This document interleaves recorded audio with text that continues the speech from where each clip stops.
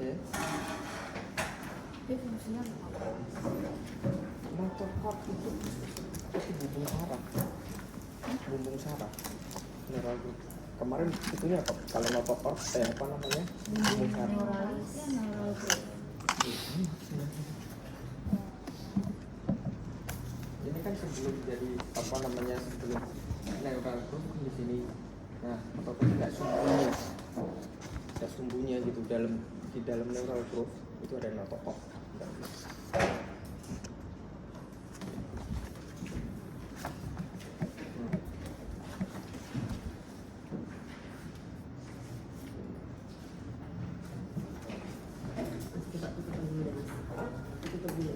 Yang mana?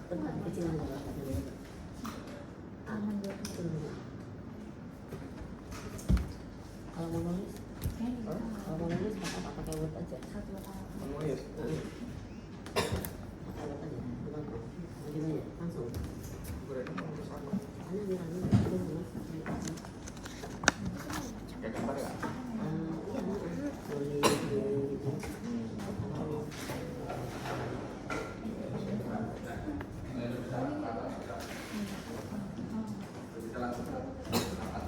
Itu di dalam materi akan ditempatkan. Tidak Pak. Ya, tinggal nulis selesai kan warnanya.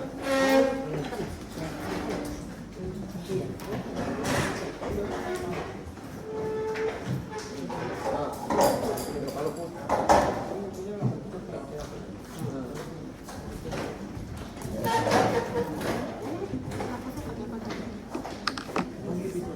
Ya, oke. Saya coba buat ini kan embriologi ya. Nah, embriologi itu kan berarti proses perkembangan, ya kan? Jadi pertama kami harus sudah mengetahui ini sel telur. yang Ini kan sel telur, ya kan ya? Ini sperma, gitu kan ya? Proses oogenesis, spermatogenesis pasti sudah tahu, ya kan? Saya nggak bahas lagi kan di histologi sudah. Nah, sel telur ini kalau tidak ketemu sama sperma, maka ini kita lihat masih terlihat oositnya itu masih ada nukleus dan nukleolus, ya. Maka ini kita sebutnya unfertilized eggs. Jadi telur yang nggak dibuahi. Akhirnya turun ke uterus, terjadi proses pergesekan jadi menstruasi. Tetapi kalau si sperma ini membuahi sel telur, terjadi proses fertilisasi, maka oosit sudah tidak kita sebut lagi sebagai oosit, tapi kita sebutnya sebagai fertilized eggs. Cirinya apa? Ya, nukleusnya sudah nggak ada, sudah lebur, ya kan, dengan nukleus dari sperma. Nukleolusnya juga nggak kelihatan, ya. Jadi fertilized eggs ini apa ya? Fertilized eggs ini cirinya adalah satu, tidak ada nukleus, tidak ada nukleolus, terbentuk membran fertilisasi, ya kan? Supaya apa? Supaya begitu sudah terjadi proses pembuahan, maka terbentuklah membran fertilisasi yang menjaga supaya sperma yang lain tidak ikut membuahi lagi, ya kan? Jadi sudah ditutup pintunya. Maka kalau kalian lihat di pembesaran satu kali itu terlihat kekuningan, ya. Di luar dari fertilized eggs itu terlihat kekuningan. Itu adalah membran fertilisasi, ya. Oke. Nah, kalau kita belajar embrio, berarti yang akan kita bahas ini. Ya. Nah, yang akan kita bahas yang fertilized eggs, ya. Jadi terjadilah proses cleavage, pembelahan. Jadi satu sel, kemudian menjadi 2 sel, gitu kan ya. Kemudian menjadi 4 sel, ya. Terus kemudian menjadi 8 sel yang bentuknya seperti anggur gitu ya. Ini 8, kemudian terbentuklah 16 sel, ini yang kita sebut sebagai molekula, ya. Nah, kalau sudah membelah jadi 2 sel ini kita sudah tidak sebut lagi ini sebagai fertilized eggs atau eggs, tapi ini kita sebutnya sebagai blastomer, ya kan? Betul Mas penerangan. Nah, pada saat terbentuk 16 sel ini atau kita sebutnya sebagai morula, kalau kalian lihat cirinya di dalam ini ada rongga. Ya, ini kita sebut sebagai rongga segmentasi. Ya, nah dari morula dia akan berkembang menjadi 32 sel. Ini kita sebut sebagai blastula. Ya, nah blastula ini amat ini. Blastula ini kita bagi, ada blastula awal dan ada blastula akhir. Apa cirinya? Kalau blastula awal 32 selnya ini masih menumpuk. Nih masih menumpuk. Jadi belum terpisah mana kutub animal, mana kutub vegetal. Gitu ya. Jadi blastula itu masih menumpuk seperti halnya pada morula. Pada saat blastula akhir, maka di sini sel blastomernya semakin kecil dan ini terjadi proses penebalan. Dan ya cirinya. Nah, karena ada bagian yang menipis yang menebal, maka ini terbentuk rongga. Ini yang kita sebut sebagai blastosol. Oke. Kemudian lapisan yang tipis ini kita sebut sebagai kutub apa? Animal. Yang tebal kita sebut sebagai kutub vegetal. Lanjut, setelah 32 sel dia akan berkembang menjadi 64 sel. Ini yang kita sebut apa? Gastrula. Sama, gastrula ini juga kita bagi, ya. Ada gastrula awal dan gastrula akhir. Gastrula awal di sini, ini yang tebal ini dia akan melalui proses invaginasi melekuk ke dalam, di mana lekukannya masih kecil. Nah, ini lekukan dari ini blastomer yang ada di bagian kutub vegetal yang melekuk ke dalam sehingga membentuk seperti ada rongga di dalam, ya. Sedangkan gastrula akhir ini lipatannya sudah semakin ke dalam, ya. Nah, baik gastrula awal maupun gastrula akhir, maka proses pada saat gastrula inilah terbentuk 3 lapisan germinal, ya. Di mana lapisan yang paling luar ini kita sebut apa? Ectoderm. Bagian yang di tengah ini kita sebut mesoderm. Bagian di dalam setelah ada lekukan ini kita sebut endoderm. Jadi biasanya dokter tuh kalau melakukan inseminasi buatan itu biasanya ditunggu sampai fase gastrula, ya. Jadi setelah terbentuk 3 lapisan embrionik ini baru itu diimplankan ke dalam uterus ibu. Jadi tidak mungkin dalam fase morula atau blastula, ya. Pasti diimplankan itu setelah fase terbentuknya 3 lapisan germinal, ya. Nah, semakin mendekati gastrula akhir, maka ini akan semakin memanjang invaginasinya, ya. Nah, tadi kita sudah sebut ini adalah kalau ujian ditanya lapisan, maka yang kalian jawab ada ectoderm, ada mesoderm, ada endoderm. Tetapi di bagian mesoderm ini, ya ini kalau ini kita tunjuk misalnya pertanyaannya bagian yang dituju itu bukan mesoderm, tetapi apa? Blastosol. Ini perkembangan dari ini kan masih ada nih. Ini berkembang nih, ya. Jadi yang tadinya blastosol tetap masih blastosol. Nah, lapisan yang di bagian dalam ini tadi kita sebut sebagai gastrosol. Nih, jadi di dalamnya ini kalau ditanya bagiannya bukan lapisan endoderm tetapi gastrosol. Lah, lipatan atau blastomer yang melipat ke dalam ini memanjang ini maupun ini yang pendek, ini kita sebut sebagai antron. Dan nanti ini akan berkembang menjadi usus primitif sama pencernaan, ya. Nah, sudah tadi ya, ini ada antron. Lah, di sini kalau kita lihat secara 3 dimensi, karena ini peta kita itu masih 2 dimensi, sebetulnya di sini ada lubang. Nah, inilah yang kita sebut sebagai blastopores atau blastoporus yang nanti akan berkembang menjadi calon anus. Nah, setelah gastrula maka ini kita bicara embryo ayam, ya. Sekalipun proses perkembangannya pada manusia juga sama, ya. Yang berbeda hanya waktu perkembangan embrionya. Setelah 13 jam, maka ini akan semakin memanjang antronnya.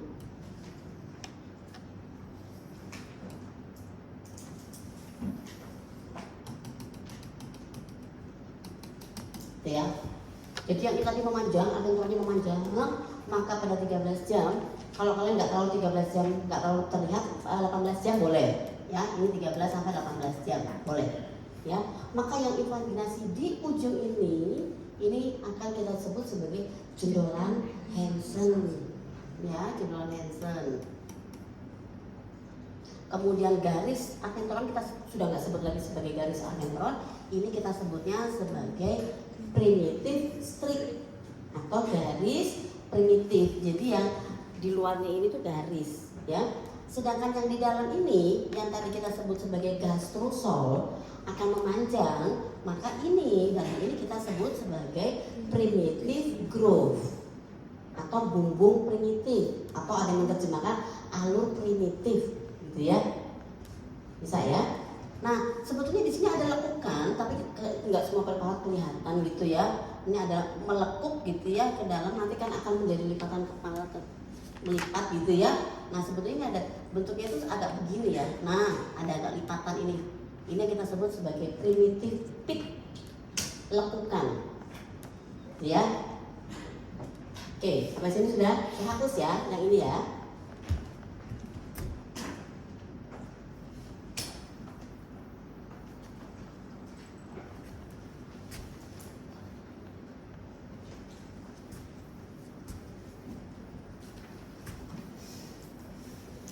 Oke, mundur ya, apa ya. Nah, kemudian area yang bening, nah, area yang bening ini yang tidak terlalu banyak granul, ini kita sebutnya sebagai zona pellucida. Sedangkan yang lebih keruh, banyak granulnya di luar biasanya ya, ini kita sebut sebagai zona opaka. Oke, kita lanjut. Berkembang lagi dia dari 13 menjadi 21 sampai 24 jam. Ya, kenapa kita pakai ini? Ini preparat yang kita punya ya. Jadi gambarnya nggak usah bagus-bagus, nggak apa-apa ya.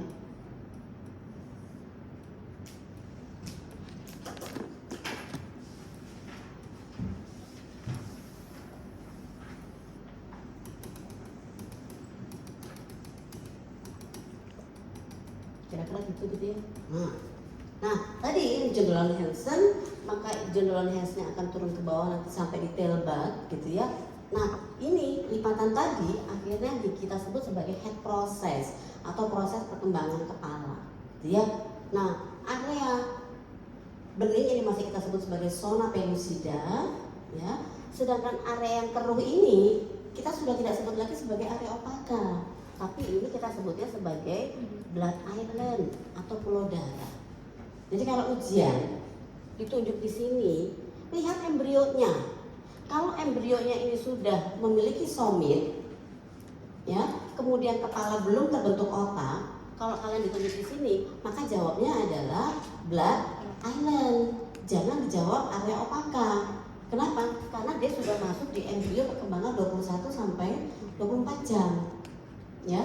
Nah, embrio 21 itu biasanya dicirikan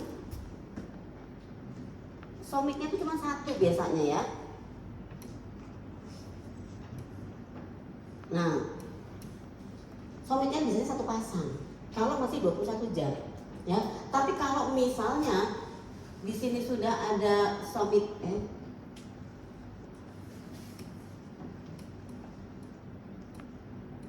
biasanya kalau usia 24 jam itu somitnya 4 sampai 5. Ya. Jadi kalau ujian itu lihat, kalau yang ditanya ini, kemudian kalian lihat di sini ada somit, berarti ini kita sudah tidak sebut lagi sebagai area opaka, ya. Mas Adit, boleh nyalain AC tengah nggak, Mas? Kayaknya belum nyala. Ya. Sekali lagi ya, cirinya tadi ya. Jadi 21 jam itu biasanya dicirikan dengan satu pasang somit.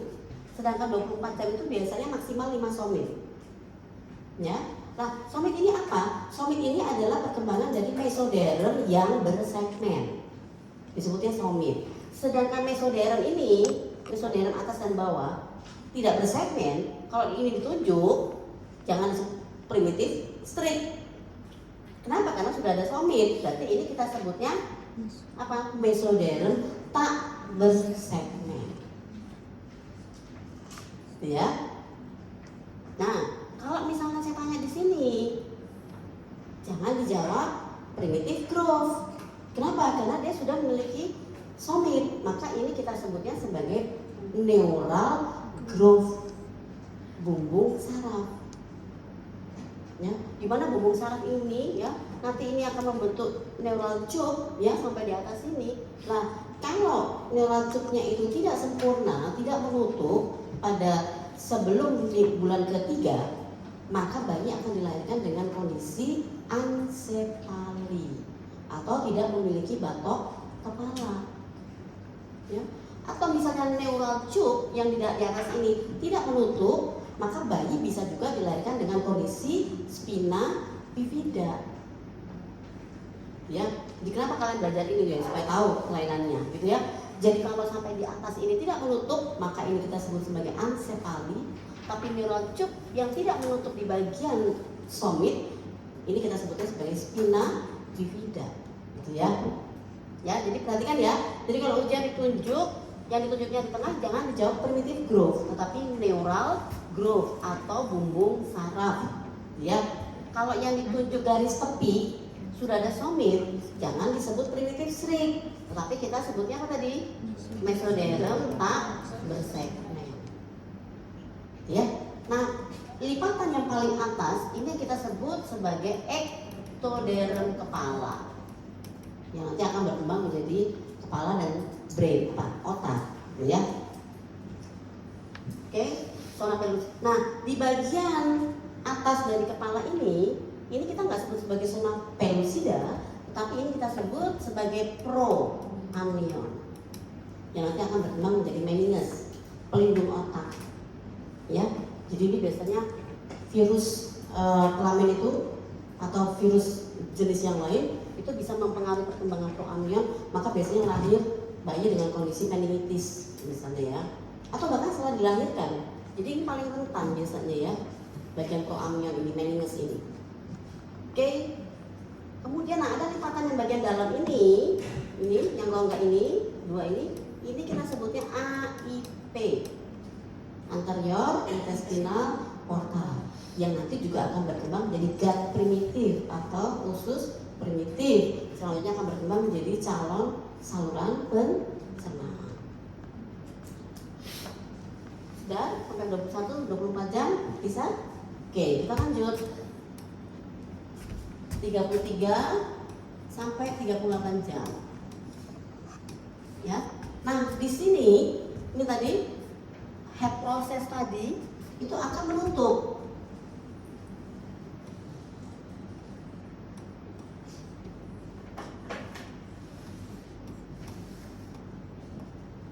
Somitnya sudah semakin banyak ya. Nanti kalian lihat biasanya kalau bayi masih di bawah 3 bulan, masih di bawah 72 jam itu somitnya masih bisa dihitung. Kita bisa tahu, oh ini perkembangan embrio berapa jam gitu ya.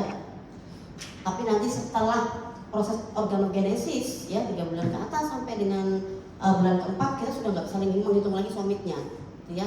Yang dihitung biasanya panjang CRL, panjang dari kranium dari kepala sampai dengan bagian ekor. Oh sudah sekian senti, oh ini berarti kehamilannya sekian bulan gitu ya kalau pada manusia.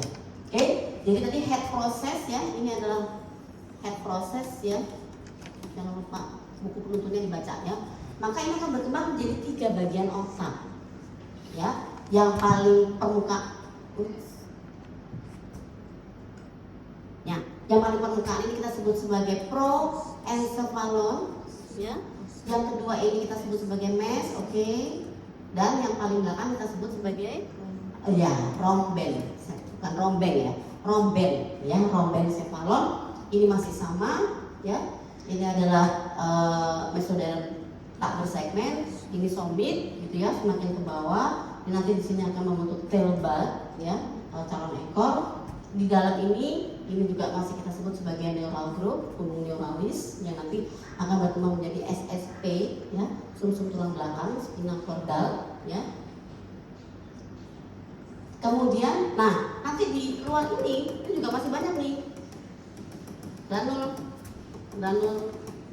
banyak, lebih padat Ya.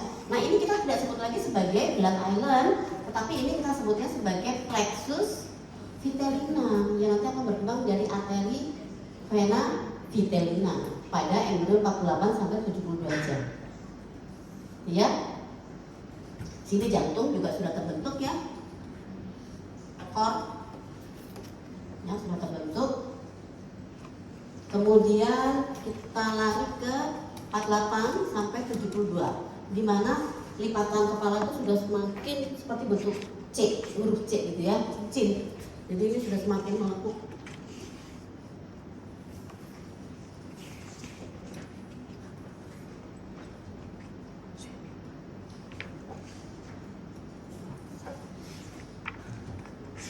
Gitu ya.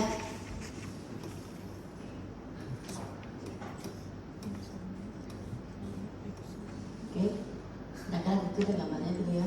Nah di sini otak sudah tidak lagi menjadi 3 tapi berkembang. Proencephalon akan berkembang menjadi telencephalon, nikon. Kemudian ini ada diencephalon, ya. Mes tetap, ini ubun-ubun kita gitu ya.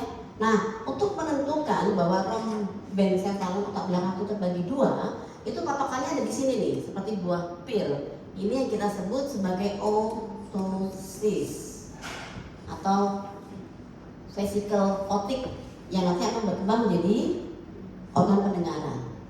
Nah, batas sebelum otosis ini kita sebut MET.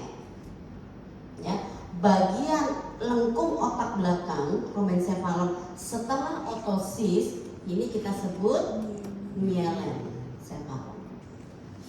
Ya. Saya. Nah, supaya kita bisa membedakan mana telencephalon dengan diencephalon, biasanya di diencephalon ini ada lengkung kecil. Ini yang kita sebut sebagai epiphysis yang akan berkembang menjadi calon penciuman atau hidung. Ya, jadi bagian yang terlekati oleh epiphysis ini pasti diencephalon. Ya, sedangkan bagian lipatan paling dalam ini kita sebutnya telencephalon. Di mana telencephalon ini nanti akan berkembang menjadi apa? Masih ada yang baca bukunya? Telencephalon ini setelah 72 jam, setelah 96 jam akan berkembang menjadi apa? Ya, hemispherium cerebri atau otak besar. Ya. Nah, biasanya di bagian telencephalon agak menjorok ke dalam ini sudah mulai terbentuk lens vesicle yang nanti akan berkembang menjadi retina, lensa mata, ya. Sedangkan pelindung luarnya ini kita sebutnya sebagai optic cup atau mangkok mata. Pada 48 jam kurang terlalu terlihat, tetapi pada 72 jam jelas sekali terlihat mana lens vesicle, mana yang optic cup, gitu ya, mangkok mata. Ini kalau sudah terbentuk, nah di sini sudah ada arteri vena vitellina. Sudah nggak kita sebut lagi sebagai plexus vitellina ya, sudah kita sebut sebagai arteri vena vitellina. Jadi pada saat embrio itu bagian otak sudah terbagi 5, maka kita sudah tidak sebut sebagai plexus vitellina, tapi kita sudah sebut sebagai arteri vena vitellina. Jadi karena embrio kita tuh 2 dimensi gitu ya, mana arteri mana vena nggak jelas gitu ya. Jadi makanya beberapa buku menyebutnya arteri vena vitellina. Tapi nanti sama akan berkembang jadi mana arteri vitellina sendiri, mana vena vitellina sendiri, gitu ya. Dan yang pasti otak sudah berkembang menjadi 5. Batas antara rhombencephalon yang terbagi antara mesencephalon dan mielencephalon ini kita lihat dari patokan otosis. Ya. Jadi kalau ujian yang ditunjuk di sini kalian lihat, oh dia di bawahnya otosis, berarti mielencephalon. Tapi kalau misalnya ditunjuk di sini, ya setelah otosis berarti ini adalah mesencephalon. Ya, rhombencephalon itu nanti akan berkembang menjadi cerebellum, otak kecil, ya yang menjaga keseimbangan kita. Oke, selesai praktikumnya. Gampang kan ya? Oh, berarti jadi dari fertilized egg sampai dengan embrio 72 jam. Kita punya 96 jam, tapi gambarnya sama kok, ya. Hanya melihat proses perkembangan, nanti di sini akan terbentuk varis dan sebagainya, arkes, kita nggak usah belajar itu. Ya. Ibu, boleh tanya? silakan. Kalau yang ini berarti dia masuknya ke arteri vena. Oh belum. Kan itu otaknya coba lihat. Otaknya sudah Oke, itu kan sudah terbentuk ya, sudah terbentuk. Cuman di ini mungkin nggak terlalu jelas ya. Yang ini, nah ini sudah terbentuk calon arteri vena vitellina. Belum terlalu jelas ya. Nih. Nah lebih jelasnya lagi ini kan kalau nggak salah embriyo 38 jam, 48 jam ya. 48. Lihat ya 72. Kalau 72 lebih jelas lagi arteri venanya. Nah ini di bawah, agak ke bawah gambarnya itu ada jelas. Sebelum. Nah ini ya jelas kan? Ya. Jadi kalau kalian mau lihat sebetulnya di 48 itu sudah ada terbentuk, hanya tipis ya. Preparat kita nggak bisa memperlihatkan percabangan arteri vena yang keluar dari sini ya, nggak terlalu jelas. Tapi kalau kalian mau melihat jelas sekali, saya nggak akan mungkin tunjuk arteri vena itu pada 48 jam enggak ya, karena nggak terlalu kelihatan. Tapi kalau percabangannya sudah bagus banget, ya itu berarti embrionya sudah masuk di 72 jam ya, bisa. Yang ditanyainnya ini, jadi jawabnya apa?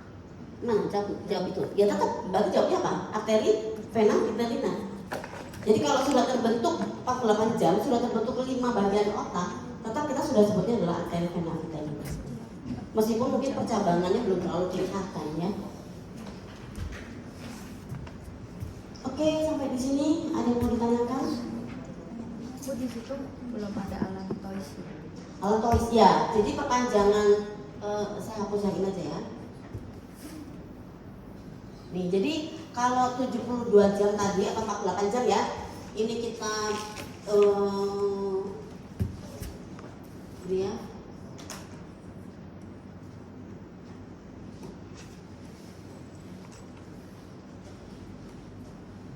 nah biasanya kalau di 72 ya, kalau 48 belum terlalu kelihatan. Di sini biasanya sudah ada leg bud gitu ya, calon kaki gitu ya. Di sini terlihat pembagian dari solidnya gitu ya. Terus kemudian di sini terlihat ada bentuk seperti kantong. Nah, ini yang kita sebut sebagai allantois, yang fungsinya untuk menampung sisa ekskresi yang dilakukan oleh si janin ya, embrio. Kemudian di sini juga kalian terlihat nanti akan tebal. Nah, ini adalah tail bud, calon ekor. Kalau pada manusia kan nanti di usia 9 bulan itu regresi ya, tail budnya tidak berkembang kecuali pada kera ya. Kalau pada kera dia berkembang, pada tikus dia berkembang gitu ya. Sedangkan kalau pada ayam dan pada manusia itu nggak berkembang gitu ya, memendek. Nanti di sini juga terlihat jelas ya di 72 jam. Di sini ada wing bud gitu ya, calon sayap. Kalau pada manusia itu adalah arm bud gitu ya, akan menjadi calon lengan tangan ya. Nah, biasanya kalau pada 33 sampai 38 jam ini sebetulnya belum terbentuk sempurna ya, belum terbagi antara ventricle dan atrium ya. Tapi pada 72 jam ini jelas terlihat batasnya, mana atrium, mana ventricle gitu ya. Jadi biasanya mulai dari 33 itu biasanya beberapa buku masih menyebutnya sebagai ventricle. Jadi jangan heran gitu ya. Kalau kalian baca bukan disebutnya nggak kok disebutnya ventricle gitu ya. Kenapa? Karena memang batas antara ventricle dengan atrium itu belum jelas. Ya. Tapi kalau pada 48 atau 72 jam itu ini jelas sekali kelihatan batasnya ya, antara atrium dengan ventricle. Oke, ada lagi yang mau ditanyakan? Tidak ada? Ya.